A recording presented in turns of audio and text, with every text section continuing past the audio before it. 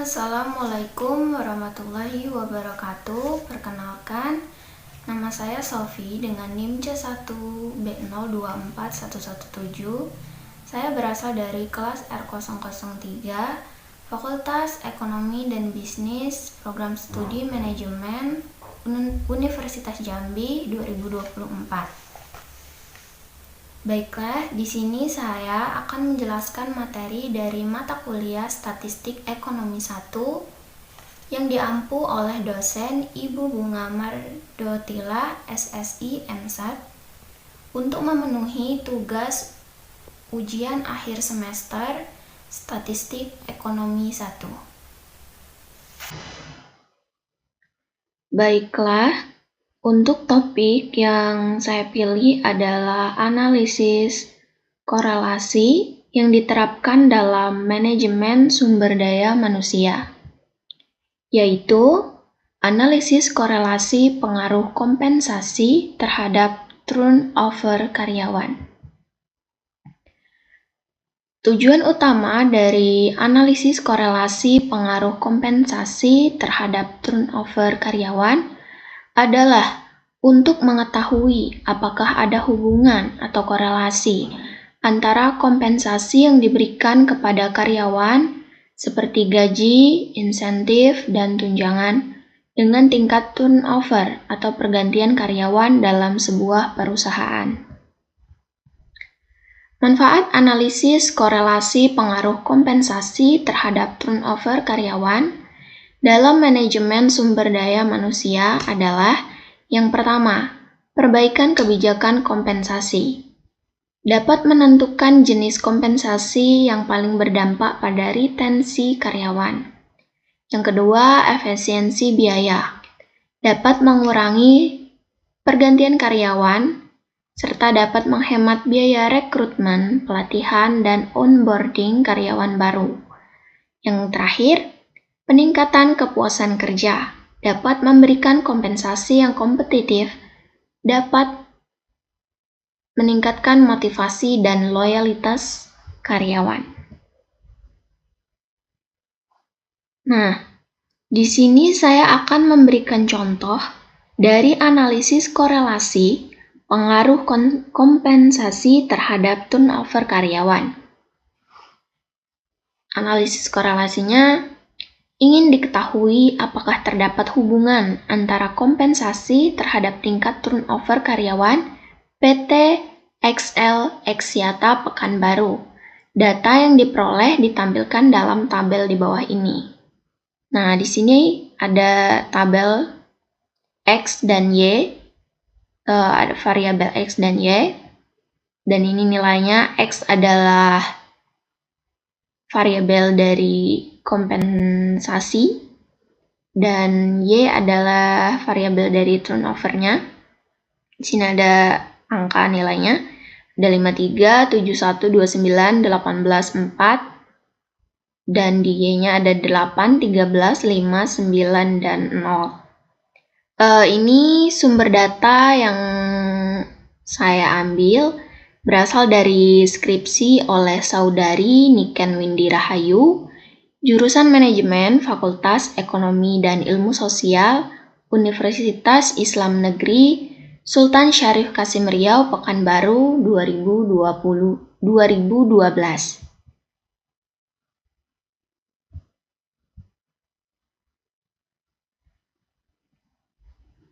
Selanjutnya di sini kita akan membuat tabel.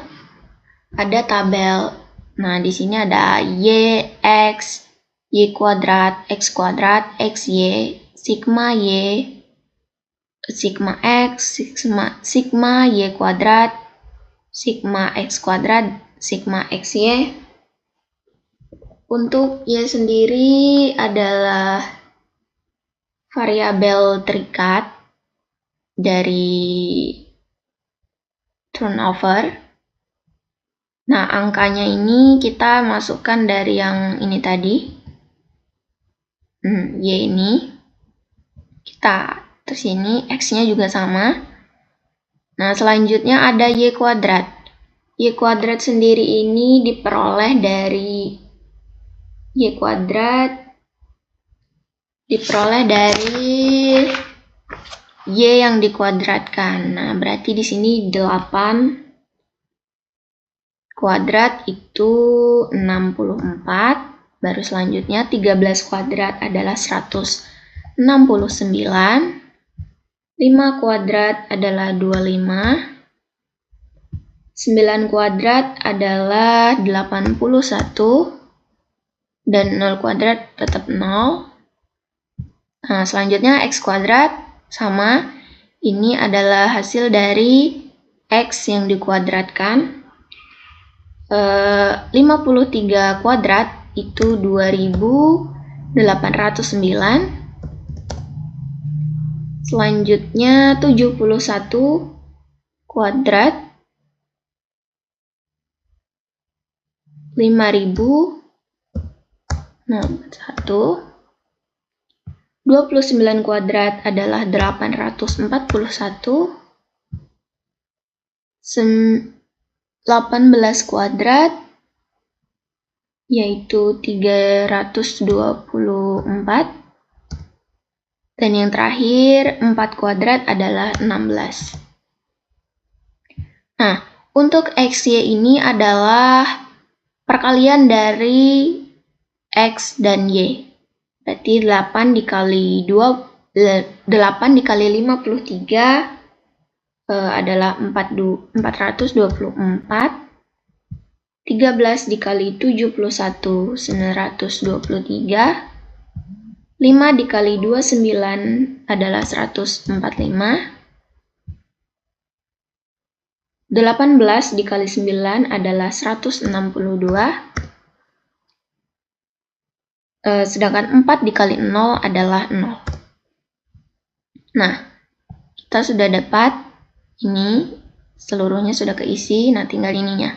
Nah, sigma Y ini adalah nilai total dari penjumlahan Y ini. Jadi, 8 ditambah 13, ditambah 5, ditambah 9, ditambah 0. Nah, hasilnya adalah 35. Nah, sigma X juga sama, penjumlahan total dari X. Hasilnya 175. Nah, selanjutnya ini ada sigma Y kuadrat. Sama juga, ini adalah total dari sigma Y kuadrat. 339. Baru selanjutnya sigma X kuadrat adalah total dari seluruh X kuadrat ini. 9.031. Nah, sigma XY adalah total dari XY-nya. 1654.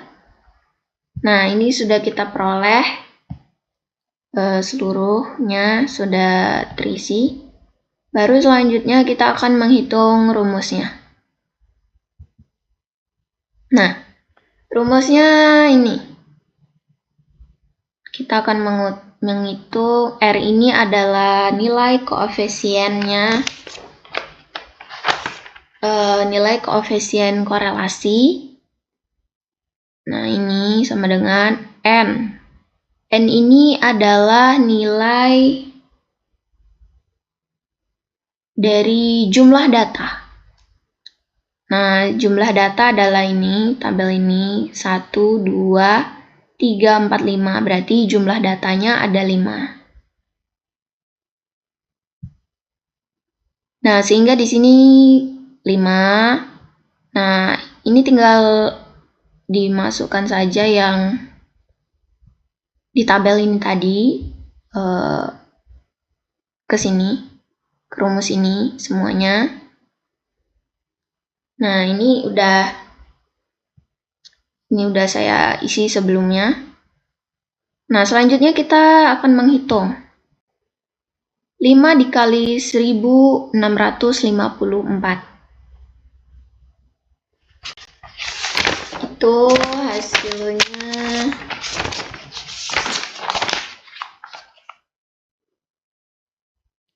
8.270.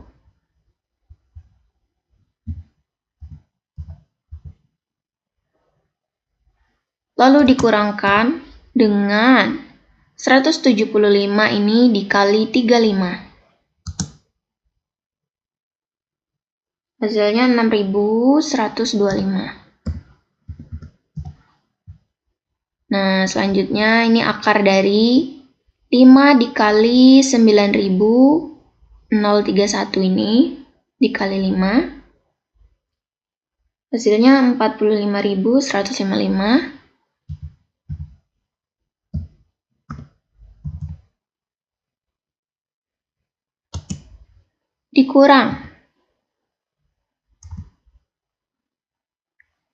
Dikurang dari ini 175 kuadrat. 175 kuadrat adalah 30.625.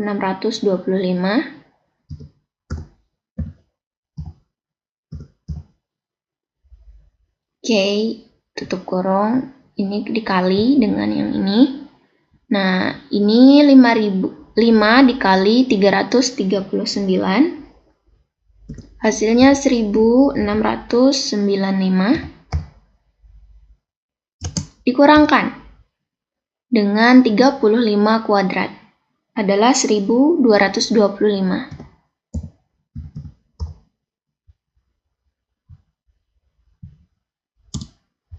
Oke, ini udah kita peroleh. Selanjutnya kita kurangkan yang ini, yang 8.270 dikurang 6.125. Hasilnya adalah 2.145.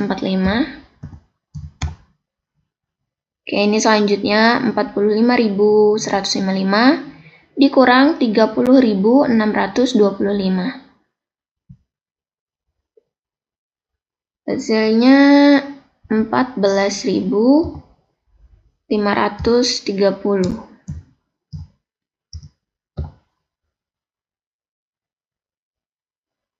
Nah, selanjutnya yang ini 1.695 dikurang 1.225, hasilnya adalah 470.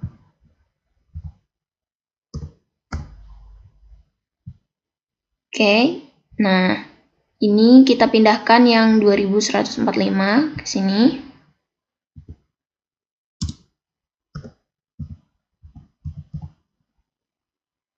Baru selanjutnya akar dari nih 14.530 dikalikan 470.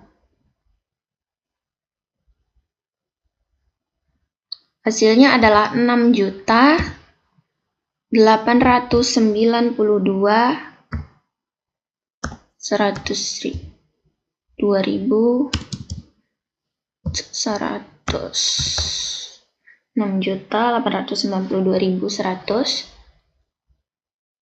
Nah, selanjutnya kita bagi.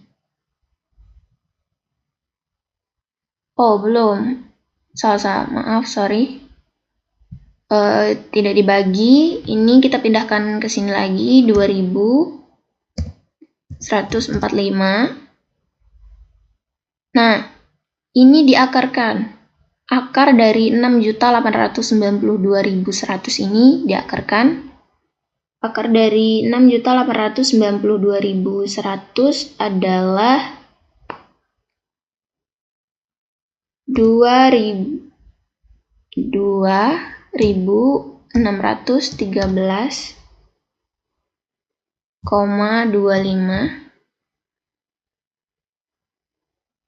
sekian.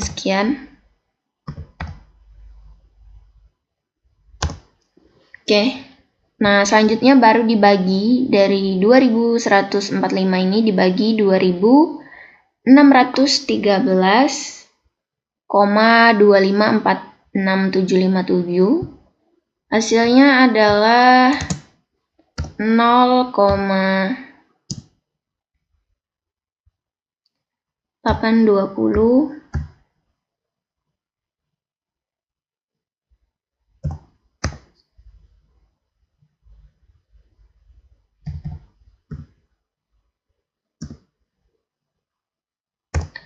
Oke, ini hasilnya 0,8 sekian.